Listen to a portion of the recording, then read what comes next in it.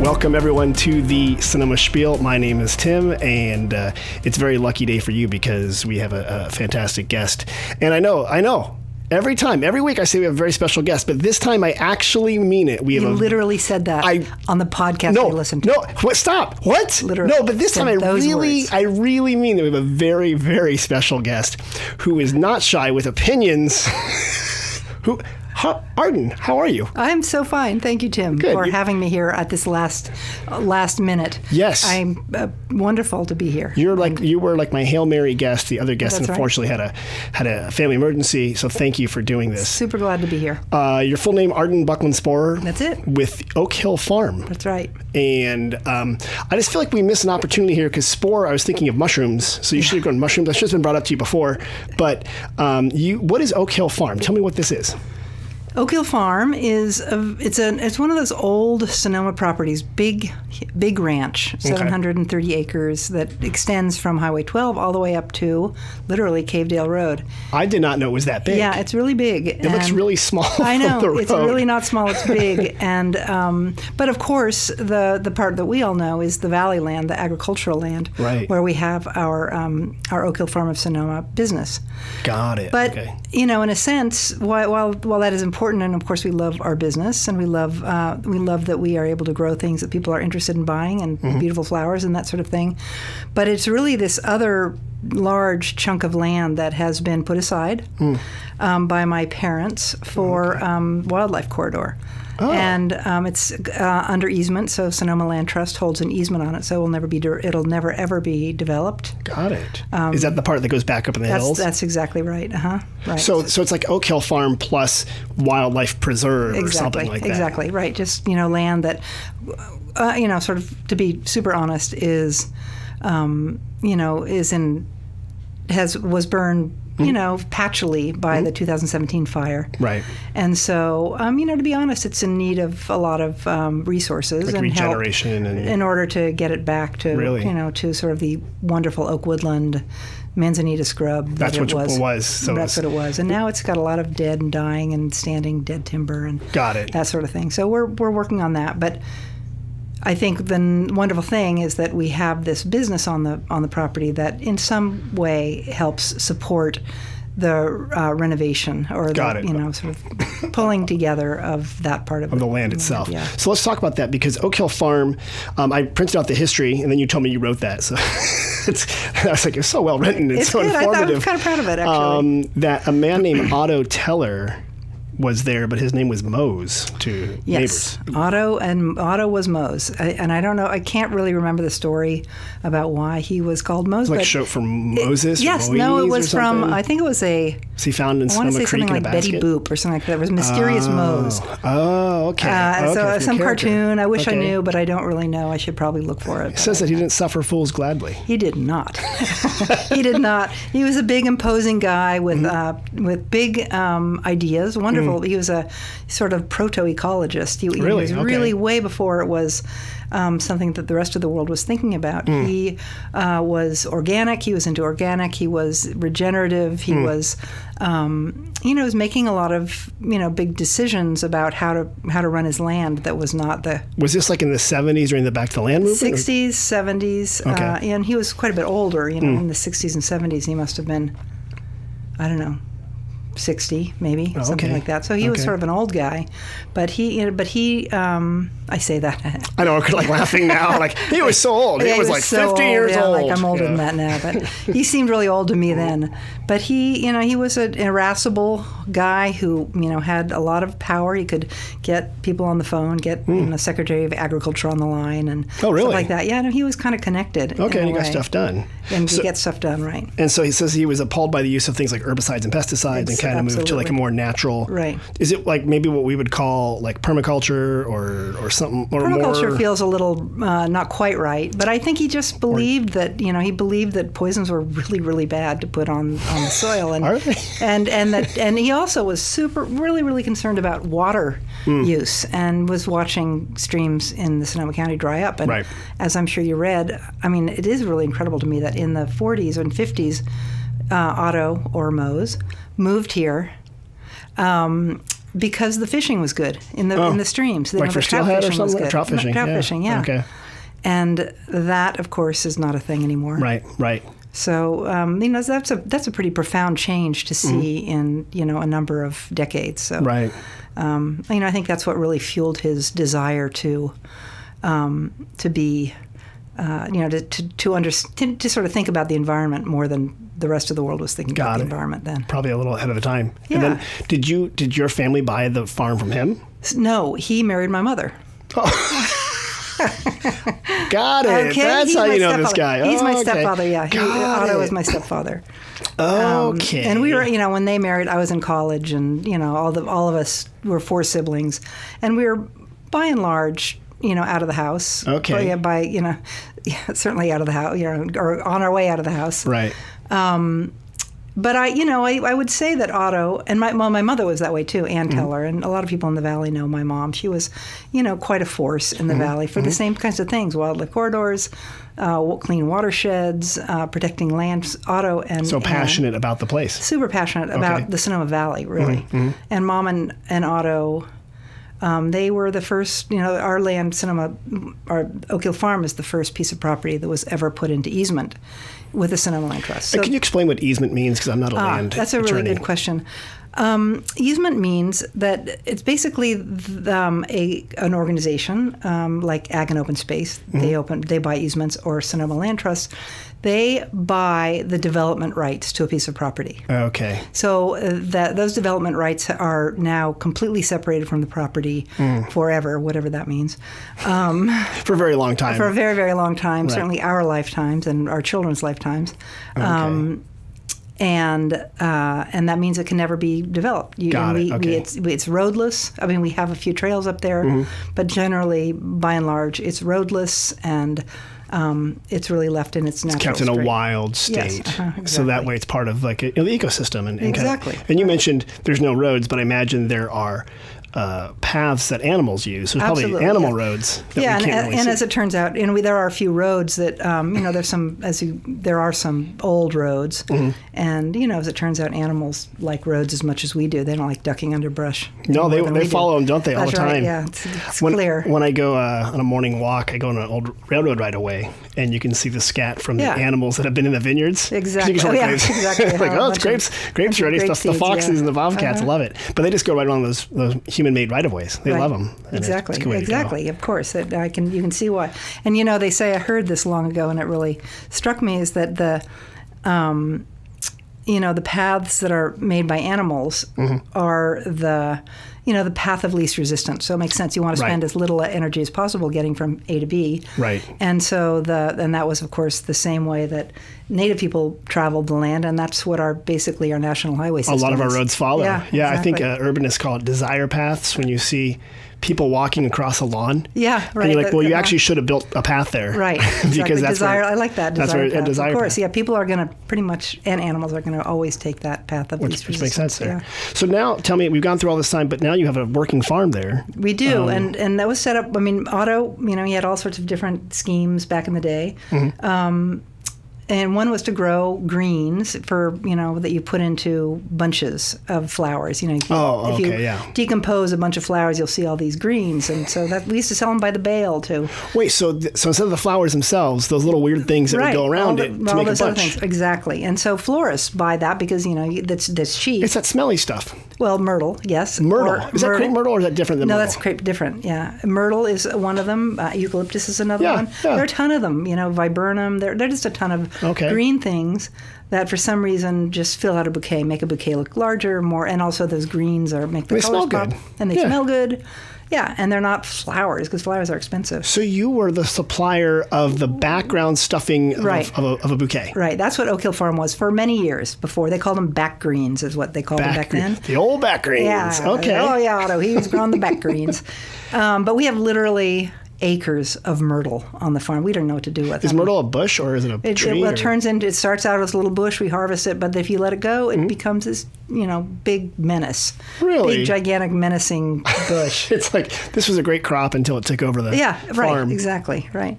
And then when Mo's married Mom, she was really, she was always an agriculturalist. We actually grew up in the city, but she was a garden designer, so she was very, very fluent in all kinds of horticulture and agriculture. Okay. And we always grew, we always had vegetable gardens, and so it was really a passion of hers. She actually, this is interesting, opened a little store on the square called the Garden Gate, which is now the Sunflower Cafe. Oh, here in Sonoma? Yeah, here in Sonoma. In the historic Adobe. Right. Yeah, Adobe. Right. So she put in that Adobe flooring. Did she plant the garden in the back? Well, I think it's changed over time. It's a beautiful garden. Yeah, it is really beautiful. But that was called the Garden Gate for a long time. She had her own little business there. And it was a horticultural, like a nursery? Plants. I wish I remembered more what it was. But anyway, she thought she'd try her hand at selling stuff. But anyway. Okay.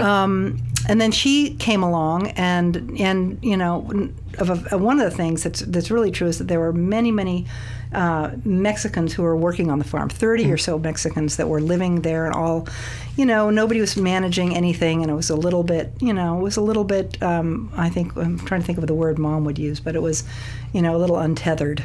And so she wanted to keep everybody working for the whole year. Because we used to have a lot more migrant labor that would come up just for the harvest. And they were very stable. The same family, this wonderful family who's been, we've had literally 3 generations of this wonderful family that has worked for, that has been part of Oak Hill Farm for so many years. And of course, that's beginning to fade, which is, another discussion for another day. We'll talk about ag, but actually talk about Sonoma Valley High School having another ag program. Right. To have info on that. Right. But real quick, so you guys have this farm. People can visit the farm. Absolutely. But like I said, most of the times, the way I met you is at the farmer's market. Right. On Fridays, you guys are holding down the Friday farmer's market, but you're selling vegetables and things like that. Was that always a part of the farm, or was that later? No, I think that was, no. That was, so I was going to say, when my mom came, she started the vegetable piece. Got it. And it started out as a cigar box in the Red Barn. Come in, take your vegetables, honor system, throw some money in the box. And that was how it started. Literally 50 years ago, that's how it started. And now it's grown into quite a substantial business. Right. But back in the old days, we didn't go to the farmer's market. I think we've been going for maybe 20 years, maybe at least. I love that's typical. It's kind of new. We've only been doing it for 2 decades. Yeah, exactly. So it's, right. kind of a new thing exactly. now. Yeah.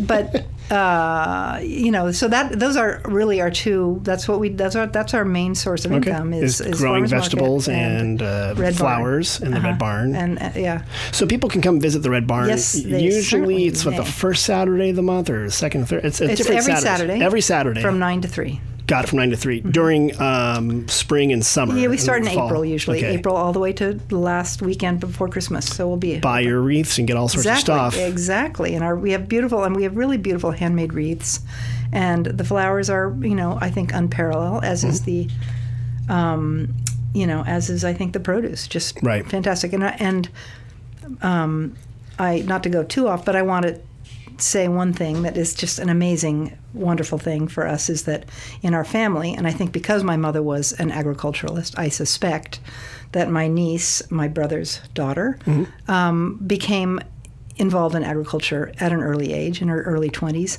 and farmed in Oregon for many, many years. And and she and her husband, we were able to lure them down to take over the farm. Did you trick them? It's so easy. Yeah, no, it wasn't hard. You wake up at 10 o'clock. Yeah, You're done at work at 4. Work is so easy. It's easy. So we are so lucky to have a family member who is willing to, who's really got skin in the game to Is that engage. Melissa? That's Melissa and Jimmy. Mm-hmm. Got it. Yeah, Melissa and Jimmy Good. So they've been here for now 3 years and a bit.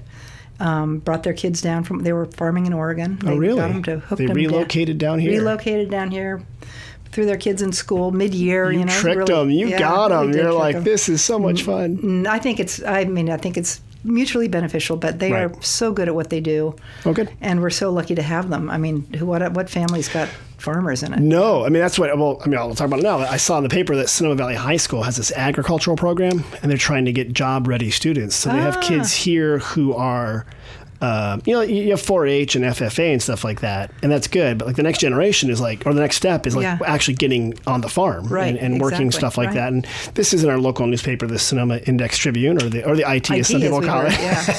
And what they have on there is a woman. I guess she's 15, so a young girl.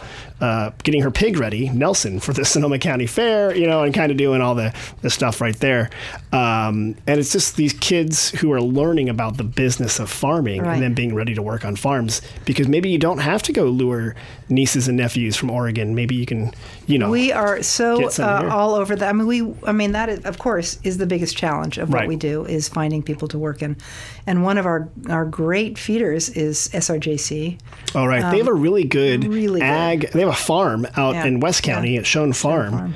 And it is amazing for junior college. And I'm thinking, this is like UC Davis stuff here. This is really cool. They have, not just crops, but also animals. And they learn how to manage all that stuff for a junior college program. It's phenomenal. It's phenomenal. I think we've now had 2 or 3 farm workers who are part of the crew who they have just been spectacular, really spectacular. And, Mackenzie works with me at the farmers market as one of them. She's just amazing. Was she the young woman that was singing today? Yes, like the soundtrack. I was sitting here and I heard this beautiful voice singing, and it was the woman restocking garlic and shallots and onions and whatever. Amazing. She's just an incredible worker. And do you think she wants to grow up into a career in growing agriculture and farming? I think she does. Okay. And so we were hoping to support that for as many years as we possibly can. Right. Because number one, it's hard to find someone as lively and wonderful and as she singing is. while restocking. And singing. It was so great. She's a great voice. Yeah, I was just like, who is singing? I know. She said, I'm going to start humming more. I thought that's, it was good. Do hum more. Well, let's talk a little bit of events. We'll switch gears here for a little bit, but I want to talk about your events coming up. But before we get to that, I want to talk about events that are happening around Sonoma Valley. Yeah. Because this is the Sonoma Spiel, the number one rated podcast. I don't know if you would go to this, but there's a thing called Sonoma Drags and Drift. It's at Sonoma Raceway. Oh. I know you drive a farm truck. I saw it. It's a panel truck. It's full of vegetables. But you could take your car out there and do drag racing. I take my Tesla? Yeah, your Tesla would win. Yeah, it would. It would probably win. I like winning. You know what would be so funny? If you showed up, though, in like your total farmer outfit, and you're like, oh, how do we do this? It's like just complete hayseed. And then you whip out this Tesla. And, they must have different rules, though, because I think electric cars have much faster pickup. Yeah, they really do. They take off. It's crazy. They go until the grid runs out. No, they're great. But you can ship on they're that. going to give back to the grid. Are they? Yeah, so that was the whole plan, right? They will. Don't worry. Give it a minute. Give it a minute. Well, everyone just give us a minute, please. We're trying to figure out this climate change thing. It's not that easy. So that comes up October 5th, the 19th, 26th. It goes through November 2nd. Oh, they keep doing it every week? I think it's every Wednesday. Yeah, go on out there. Wednesday night drags. Yeah. $15 for spectators. Oh, if you have a high school ID. No, $20 to race. If you have a high school ID, $35 to race if you don't have a high school ID. And you're not going to crash your car or anything like that? You could crash your car. Okay, I'm not dying to do that. So maybe you don't want to. Maybe bring your tractor. Oh, that'd be good. Do you guys have a tractor? We have a number of tractors. Do you have a New Holland tractor? And don't say anything bad. No, we have Kubotas. Okay. We are Kubotas. Okay. My brother-in-law works for New Holland, and oh, really? He let me drive a combine once, and I says, Tommy, I think this is a bad idea because this thing is very expensive, and I have very little knowledge about his joystick. I was driving this massive combine with like a joystick. Where was this? Back in Michigan, it was. But it was crazy. It was huge. Yeah, I know, crazy. And I was like, don't ever let me drive that again. Because my son, you want to drive? I'm like, he's 6, Tommy. Let's not do that. At the time, he was 6. Now he's 17, and he would love to drive it. Wow. Matter of fact, you could probably just hire him to drive his tractor. Does he want to be a farmer? Does he want to farm? I don't know. He likes to debate. Don't they all? Yeah. I got another event for you. It's called a yoga hike. Oh, yeah. I think I just met somebody who does that. Oh, really? She came to the barn. Was she just like hiking along in the woods and like doing like poses? No, I think that's what they do. But she had just done it at Sugarloaf with a bunch of people. That's exactly it. Oh, that's good. I think her name is something Tip or something. I can't remember. Okay. Anyway. Okay. So she was doing a yoga hike. Yeah, she was doing a yoga hike, and anyway, I was looking at that, thinking, well, maybe we could do that, but Yeah, well, you can have a chance October 22nd and November 19th up Nice. at Sugarloaf. You do the yoga Nice. hike. It says, enjoy your yoga experience in the beautiful setting of the park. Yeah. A Susan Topf Yeah, that yoga was what it hike. was. Yeah, She came Balances by a the, mix. She came by the barn. Oh, okay. Well, not only does she like yoga, she likes fresh vegetables. She does, and no big surprise. Right? You don't often meet kinda go yoga together. people like at McDonald's in one hand. Yeah, right. No, that would often. not be. That might be a trend, though. That might be a trend. You see what I'm saying? Yeah, I hear you. Thank you. I Namaste hear and ya. nuggets. We're gonna. But tickets are $30. Information's at the Sugarloaf website sugarloafpark.org. It's funny that you knew about that. Yeah. I know you wouldn't watch scary movies, but Oh, yes, I would. The Texas Chainsaw Massacre. One of my favorites. Really? Well, it was involving farming because I think he would like he had animals. It was terrible. Well, it's terrible, but so good at the same but time. delicious, always delicious dish is doing the Texas Chainsaw Massacre dinner, movie, and Halloween party on October 22nd. So yeah, they have a bunch of inspired dishes based on the movie. Oh, Yeah. wow, that is really, they're really thinking outside the box. Meatloaf, Yeah. macaroni, and head cheese. Ew. Sounds gross. It does. Do I want to? I don't. Head cheese is like one of those things, like Yeah. like hot dogs. You don't want to ask too much about. Yeah, don't ask too much about. no, Yeah, thank you. no. Leatherface strawberry cupcakes. Don't take this too seriously. The audience will be nauseous. No money back.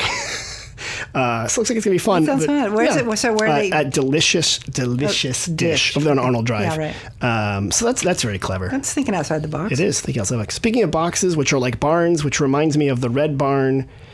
You guys are open October 1st and 8th for a farm tour. We are, and usually we're open on the first Saturday. We're always open on Saturdays, but we always. usually have a farm tour on the first Saturday of the month. That's what it was. I'm sorry. Okay. But this week, this month, or special, next month, only for Sonoma Spiel listeners and everybody else. well, anybody, exactly, you're right, very special. Right. But because it's we're doing farm tours. We're on Okay. part of farm tours. I signed up for it on the 8th. So I think Got it. I think farm tours is a great thing, and I really Right. hope a lot of people are signing up for it. Part of a weekend along the farm trails. Yeah, right exactly. here. Yeah, right. It's and that's- really, there's all sorts of great places to go. I mean, everybody should know their local farms. Right. And there's a lot of and a lot of people have a lot to offer, and it's beautiful fall, and what's not to like? And- Well, you've been a member of Farm Trails for a while, I take it. Yeah, we have. Because it's like the longest running. I found this out. Sonoma County Farm Trails is the longest running farm trails program in the United States. Wow. I didn't know And that. they do these 2 weekends usually, one in the spring Yeah, and one in the exactly. fall. And Right. this is the fall one. And you're a stop on the farm trail. Right. And what can people experience when they go to your farm tour? Well, we will. I'm not exactly sure what the theme of the tour will be. Sometimes, because it is migration season, sometimes we'll do a bird walk, which is really great Oh, because that's we have cool. lots of migrating birds Okay. passing through.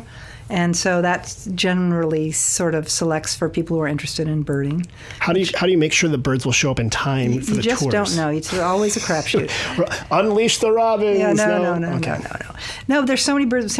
Oak Hill Farm is an incredibly birdy place. But because, we have these fields, we have cover crops that are ripening and seed dropping to the ground. So Okay.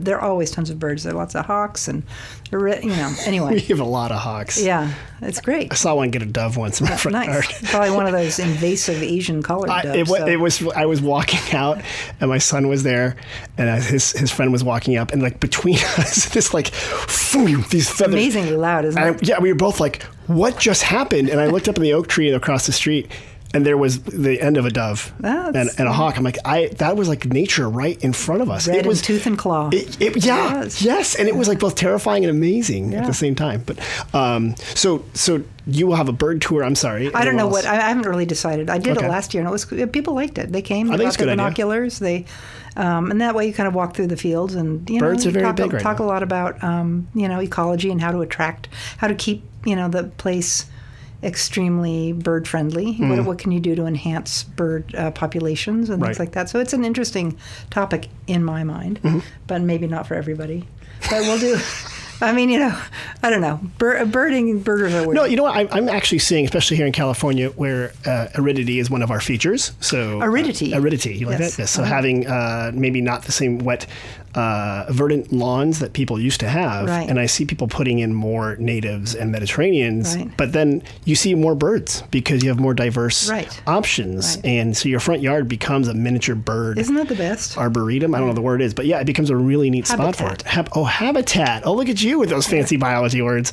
Yeah, I think that's great. And so I think keep the bird thing on. Yeah, I think it's a good idea, actually. Maybe we should just really, maybe you're right. Maybe we should enhance that because, boy, there are a lot of birders, and there are a lot of really, really good birders out there. There are. Just idiot savants when it comes to birding. Like they can listen to the sound of a bird and identify it. Right, And exactly. I'm always trying to figure out which bird. I have this book, and by the time I get ready, they're gone. Oh no! And then, please get Merlin ID. See, is this the app? Yeah, the app.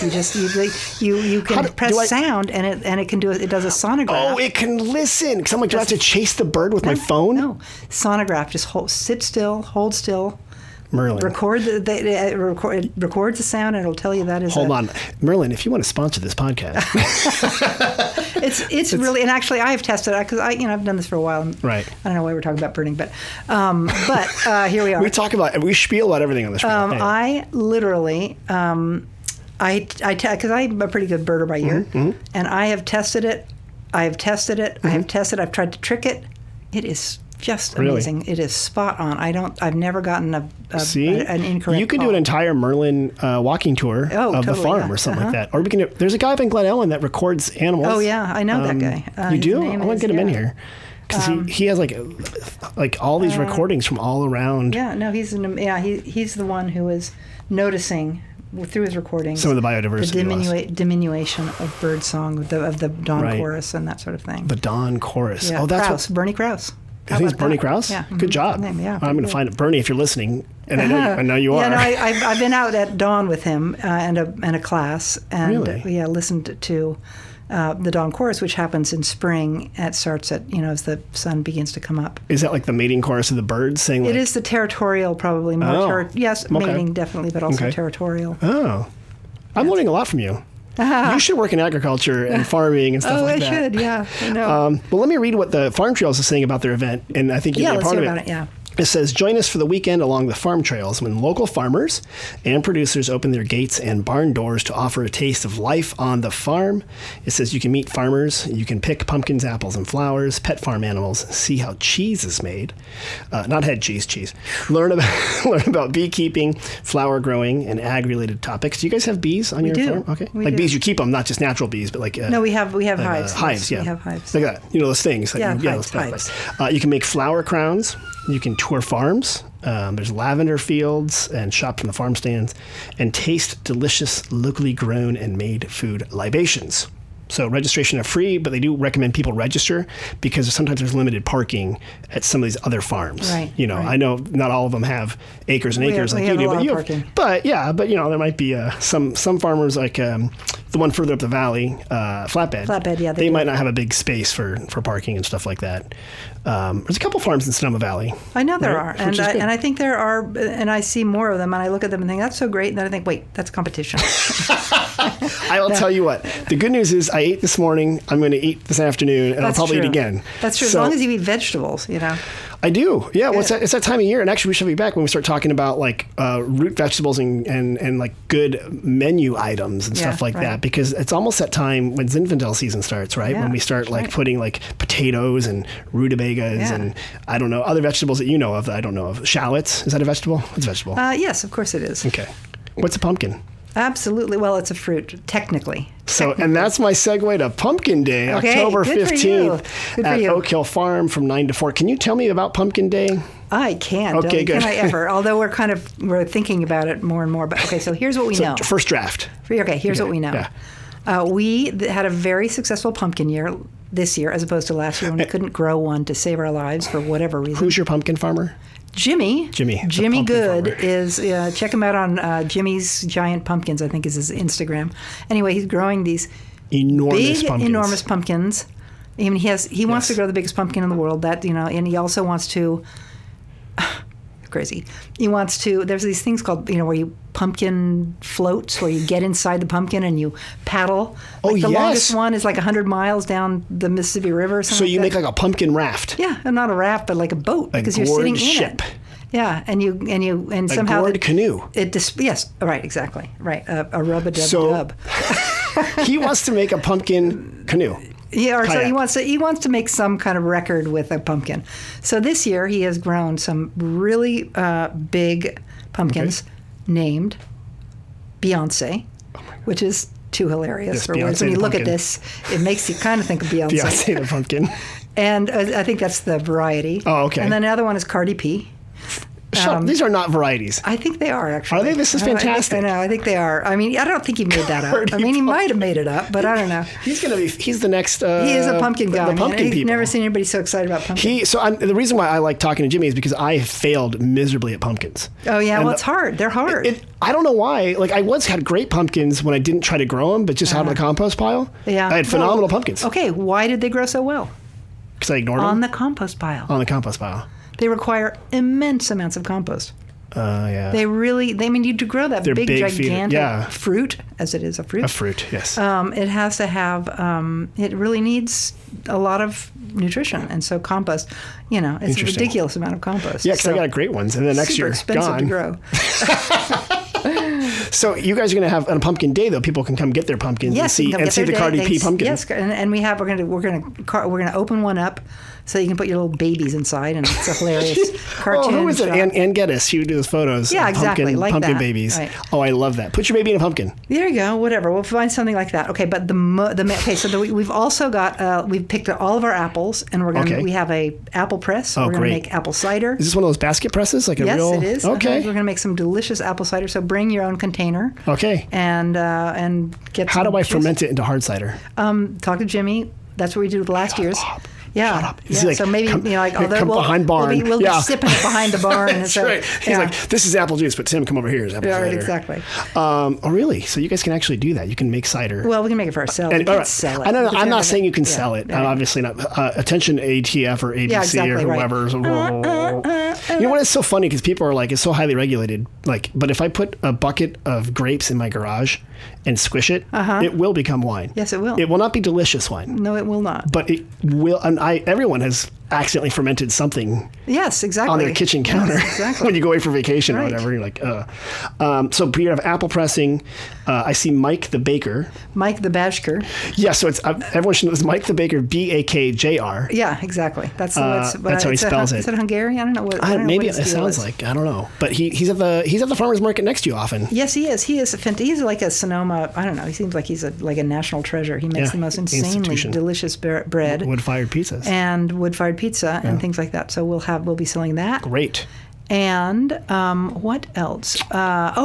Most importantly, yes, we have come into possession of a trebuchet. Okay, and so hold on. We have come into possession. Right, exactly. It's Don't ask. That's the equivalent of like a fell off a truck. Right, like, exactly. Don't ask about the trebuchet. Okay, so you have a trebuchet, which is my understanding a medieval siege machine. Yes, for siege machine. Exactly. From back in the day, if you were the French and you were conquering the the German castles or the British, you would bring out your trebuchet and you put a bunch of rocks into it, or maybe a rotting cow corpse, and you would launch it exactly into the city in the hopes that you could siege it and get them. Through physics, through using an extremely heavy weight. And so it's not like a traditional catapult, which we kind of think of as yeah. This uses like some leverage or something? Exactly. Uses weight and leverage. And I am not a physicist. I don't know. I failed physics. I'll be perfectly honest. Did you? Yes, I did. So I got kicked out of physics. Anyway, so we're going to hurl like pumpkins that are not, prime. Right. And I think what Jimmy's vision is to use one of the big, Beyonce pumpkins as the counterweight. So anyway, it will be interesting. So there'll be it's an enormous lever with Beyonce, the pumpkin. Yes. Here, and then non-perfect, probably on their way to composting pumpkins over here. Exactly. And the goal is to launch them to plant the field for next year. Right. Maybe like, whew, yes. and they might fly. I've seen these videos. Yeah, no, they fly. They go through the air. They go through the air. If you're going to attack a castle in France, a pumpkin's probably not a bad way to do it.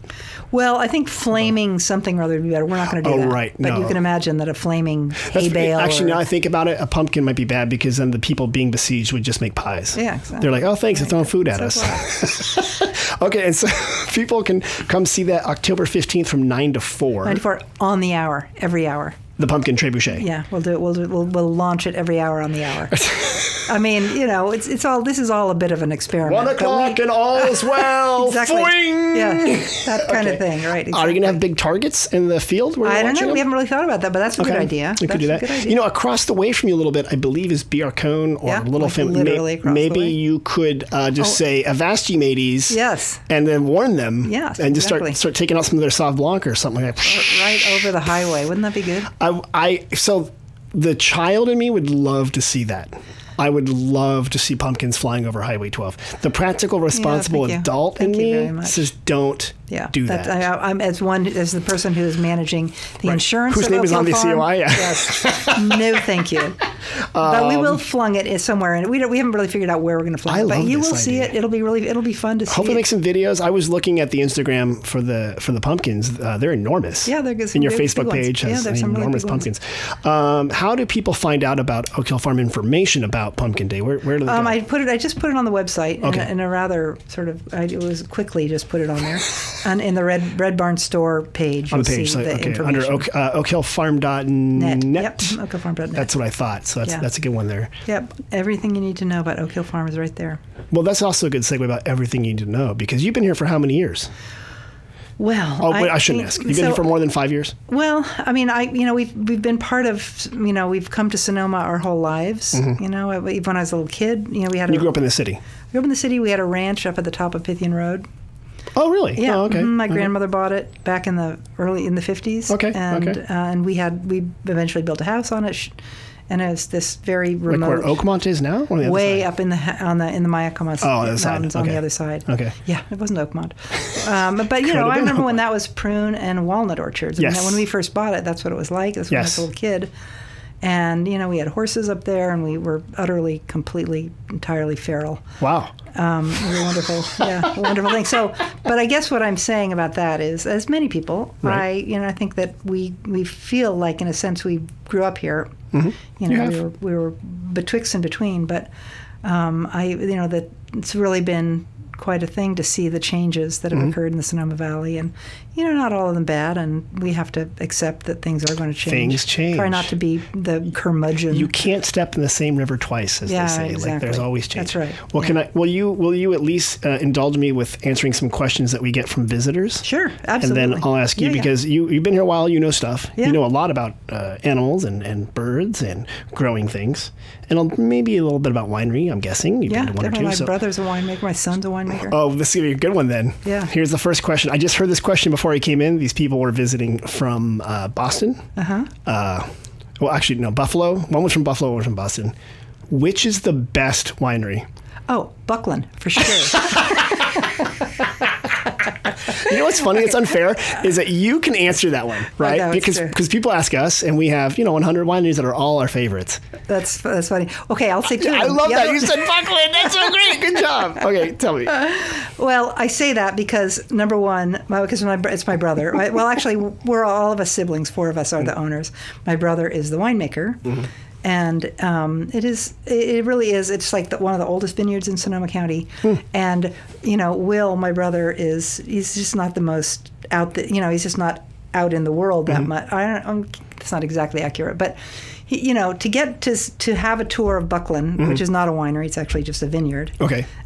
You have to work hard to get him on the phone to agree to a meeting. Can you trick them? You're like, you can trick them. You can do whatever you want. I'd like to buy 5 tons of grapes. Oh, that'd be good. Yeah, so you could trick them. You probably trick them. Just joking. I want a tour and I want a bottle. And yes, so anyway, he'll do a great tasting. He talks. He's very, very invested in regenerative agriculture and. What kind of wine do you? What kind of grapes do you guys grow? We are. It's Primitivo. Is a lot of this ancient, really the old 200-year-old vines. Really? Yeah. Where's this vineyard? It's right next to Biarcone. Really? So it's right across the highway from. That's you guys. Oak Hill. Yeah. Mm-hmm. Right. I know those vines. Yeah. They're all gnarled and head pruned. Yeah. Well, you're probably no, that's a little bit farther south. We just ripped out one of the big Cabernet blocks. One of the blocks? So it's literally right in that little hollow development center. Okay. On one side, Cohen on the other side. Right, okay. And we're right down there on the hollow. And it's about 40 acres of, I think, or maybe 30 acres of vineyard. Oh, good. Okay. And it's a beautiful old vineyard, but again, it's so Primitivo is also, I'm understanding, kind of like a Zinfandel style. right. It's just an earlier Zinfandel, right. and all of the it was one of those Italian field blends. Mm-hmm. That means that Gustavo or whomever the Italian guy was, his wine was different from Carlo's wine because of the way he planted. The different distribution of vines was different. Literally, there would be like an Alicante Boucher and blah, blah, blah, and then you just kind of smash them all together. 32 varieties. And you just kind of wait, and you're like, here we are. Here's my wine, my Vino Tinto. Like, wow, that is good. Yeah. So that's what it is, a field blend. I did not know that. Yeah, okay. and it's really quite amazing. And you should have Will on the show. Yeah, I didn't know that. Really good. Can people purchase the wine, or do you have to like meet him behind the barn? Buckzin.com. It's very really? Absolutely. Okay. And then also in the family, my son is also a winemaker, and he and my brother have a business on East 8th Street, a custom crush facility called Magnolia. Oh, okay, yeah. And Jack makes his own. What's the label he makes? It's called Fresh.Wines. It's called Fresco. Okay. And he makes some very beautiful wines that are very reasonably priced. Mm-hmm. Do you have to? And that sounds like that's direct to consumer. Probably not available. No, you can get it. He sells it to stores. Oh, he does. I haven't seen. I don't know where he sells it, but probably best at this point. He's kind of getting just started. It's probably a smaller amount of cases. Right. Okay. I love this. Yeah, so it's nice to have, I guess, as Melissa and Jimmy are the next generation of farmers, I have a son who's the next generation of really regenerative viticulture. I like. Well, and you've illustrated what a lot of people don't know, but kind of can infer, is that farmers here usually plant things that will sell. So there is a natural order of. You mentioned prunes and hops and things that we used to grow a lot more of in Sonoma County, but when was the last time people ate prunes? They don't eat that much anymore. Sadly. And prunes are delicious. They should. Yeah. San Rosa plum's great. Other ones are great. But so farmers have turned to products that can obviously pay the mortgage and the bills. Yeah. And wine grapes, if you do them right, though, you can have regenerative, absolutely. There's no doubt about it. Sustainable methods. Right. And I'm glad that people are doing that. Right. And certainly Europe Europe's been doing it for years, and they don't water their grapes. No, look France at those guys. doesn't, French people. I know. With their nice wine and their. I know, and they're not no irrigation. And their bread's so good. Yeah. All right, so you said two of the best you have are family members. Can you tell me one that you like to go to that maybe isn't a direct family member that and this isn't, you don't have to say the best. Okay. Just like one you like. Okay. Well, let's see. What do I like? I think that wine tasting is maybe the most boring thing. I hate to say it, but I love, don't get me wrong, I drink plenty of wine. It's okay, this is actually funny. You're absolutely right, because a lot of people who work and live here, it's like people say, can I meet a winemaker? I'm like, oh my gosh, my neighbor's a winemaker, and would you tell him to stop putting, take his garbage cans up? Cause like you have a different affiliation with winemaking when you live here. Yeah. But for a lot of people, it's a different experience because they've never seen a head prune Primitivo 200-year-old vine, and that's exciting. Okay, what I know for sure is that Donham is spectacular. Oh, the artwork. Yeah, the spectacular. Yeah. That would be, I think that for the artwork itself. The hills, the artwork, it's just between Sonoma and Napa. It's down in the Carneros region. Mm-hmm. All right, good call. I've actually also gone to Scribe, and it was really good. Yeah. Delightful experience. Right. So if you like those kinds of experiences. There are some wineries that are made for Instagram. Yeah, exactly. And that's would be there's but it's also, people are super nice and super, instructional. And I think that's the nice thing about it. You are in the business, so it's a little different. And for some people, like coming here, it's brand new. So like what I often say is like, if you're brand new, if this is your first time wine tasting, I'm like, go to Buena Vista. Yeah. Go to St. Francis Landmark. Go to a place where they're used to people who are new to wine tasting, and there's more than just wine in the sense that Buena Vista has the history. Yeah. St. Francis, you can walk around the vineyards or something like that. If you don't know if you like wine or not, that might be a good option. If you really like wine and you want to sit down, like Wall Hall, these people like, Pangloss, they get into wine. Yeah. The cork dorks. Right, cork dorks. The Hamilton Wine's the new family winery up there in Glen Ellen. Yeah, right next to it. And so like they're into it. So, I think that's right. You're absolutely right. It's not for, more people love it. And I think there's probably a lot of interesting things about it. So. Can you go wine tasting in Sonoma at 1:30 and make it to Muir Woods for a tour at 3? No, absolutely not. No, because then you'd be driving really fast on extremely curvy roads, and no, seriously curvy roads. And if you're going to go wine tasting, drink wine and enjoy yourself, and don't have don't have bookends. And Muir Woods is down in Marin.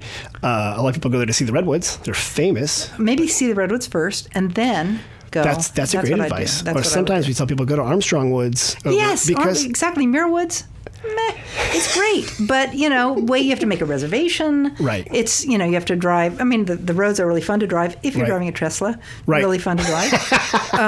But what about the panel truck with full of onions and shallots? Not that fun. Okay.